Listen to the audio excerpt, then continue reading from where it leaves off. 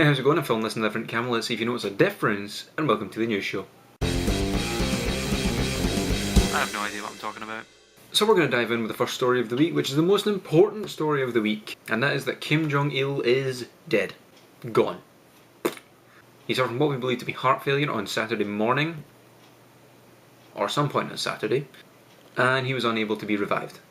So they're dropping like flies lately, aren't they? You've got Bin Laden, you've got Gaddafi, you've got Surfer swearing at the camera, you've got Kim Jong-il. I can only imagine Mahmoud Ahmadinejad, if that's how you pronounce it, is shitting himself, because he is definitely next.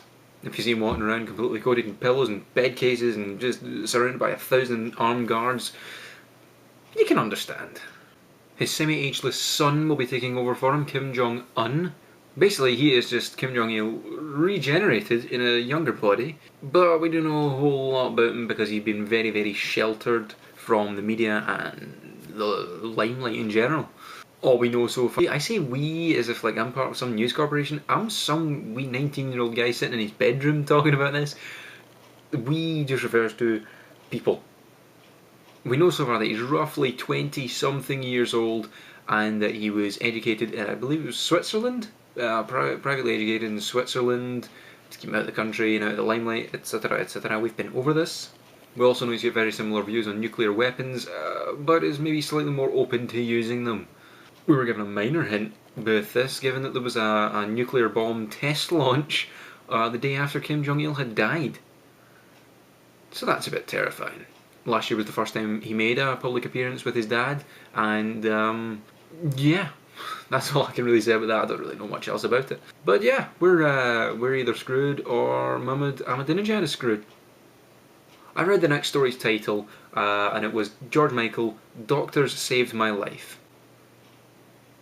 Now I hate to be that guy, but is that not their job? I mean, is that not what doctors are kind of there for? You know, it's not like they've been training for, I was going to say hundreds and thousands of years. You know, it's not like they've been training for, years of their life to get to this point so that they can save your life. Just saying. But the point is, he'd fallen ill with pneumonia after his first tour in 3 years, and the doctors have brought him back. So well done to the doctors, and well done for making a completely moronic statement, George Michael. Our next story comes from show business, and it is that the X Factor US has its first winner. Melanie Amaro has been crowned the X Factor champion of 2011 for the US X Factor. This is the first running of the show, and it seems to have done quite well. Well done to Melanie. She's been compared to Whitney Houston and Mariah Carey, given her voice. I suppose that's generally the point of the show anyway, so well done me for making a completely ridiculous comment. I can honestly comment though and say I have not seen a single part of the US X Factor, but well done to her nonetheless. I'm sure she's fantastic. Our next story is a bizarre story about a robber who has been titled the Geezer Robber. He's been rumoured to be in the age range of 60 to 70 years old, but now police are starting to suspect that he may in fact be younger than this, may in fact be someone who's quite a bit younger in disguise.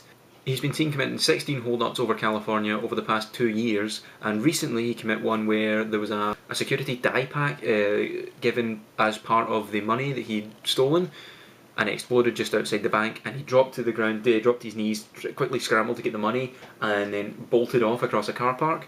But the police are saying that the speed he darted away with was far faster than a 60 or 70-year-old could manage, so they're starting to suspect that he may in fact be someone in disguise. So that's a bit different. So as you know, everyone usually puts on a few pounds over the festive season. Everyone gets a bit fatter because they're always eating, and can you blame us? We like our food, so you get a bit fatter and puff out a bit. But apparently websites are doing the same. In a recent study by scientists, can I just interject here and say, really? Is this what we're paying scientists to look into, the size of websites? But nonetheless, it is actually a good study. It's about one of these ones you go, really, but at the same time it is very important given that it's to do with the mobile technology and the fact that websites are getting bigger and bigger makes them take longer to load, and if they get much bigger it could become a problem for mobile internet users. Being a fond user of mobile internet, I can actually understand where they're coming from, given that if they get much bigger it will take a long while to load the websites and we'll all be sitting there going, come on, forget it. So obviously scientists are just trying to find ways to make websites smaller again. So what is that, a scientist's New Year's resolution then? I must make this website lose X amount of bytes.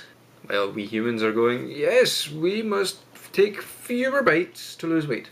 That was my attempt at humour, and that was awful. That was just awful. Sorry. And on a final note, smartphones are eating into camera sales. The sale of point-and-shoot cameras has gone down by 17%, given the rise in popularity of people just using their mobile phones to take pictures. Which is kind of understandable given that, phones these days have, anywhere between 3 and I think 11 is the highest I've read so far, megapixel cameras. And that's quite a lot given that a lot of cameras are sitting around that range as well. But I think the mobile phone advantage is that you can edit your pictures on the phone, on the iPhone you can, that's what I use anyway. I'm not sure what other phones have capability wise in photo editing, but with the iPhone, you can just do absolutely anything to a picture and upload it straight to Facebook. I know you can do that with many other phones, get them straight up on your social networking sites without having to go home and put them into your computer on the memory card and put it in and then upload and you can just do it straight from your phone. So you can understand why it's happening. So that's all I've got time for. Thanks for watching, and I just want to say to you guys, to everyone who watches and everyone who doesn't watch, I want you all to have a very Merry Christmas, as this will be my last post on this channel before Christmas. I hope you all have a very nice day. I hope it's all festive and cheery and you eat lots of food and get very fat and have a wonderful day. I of course will be back on Monday. I apologise for not posting a video this Monday, given that it was very stressful college times, that deadlines were coming up and I had to get everything done. But given that my last video was just an absolute shit heap, you can understand why I was a little embarrassed to even come back. So thanks for watching. I appreciate it if you check out my other channels. I'll have a vlog going up tomorrow, which will be cool. The Oddball iPhone channel I'll update soon, I should, because there would be no point in keeping it going otherwise. If you like what you see, hit the like button. If you love what you see, favourite. Feel free to subscribe to the channel and share the videos with your friends, your relatives, people you don't know. Just get the video out there because I would really appreciate it, and I would love each and every one of you for it. So thanks for watching, have a very Merry Christmas guys, and I will see you on Monday. Peace!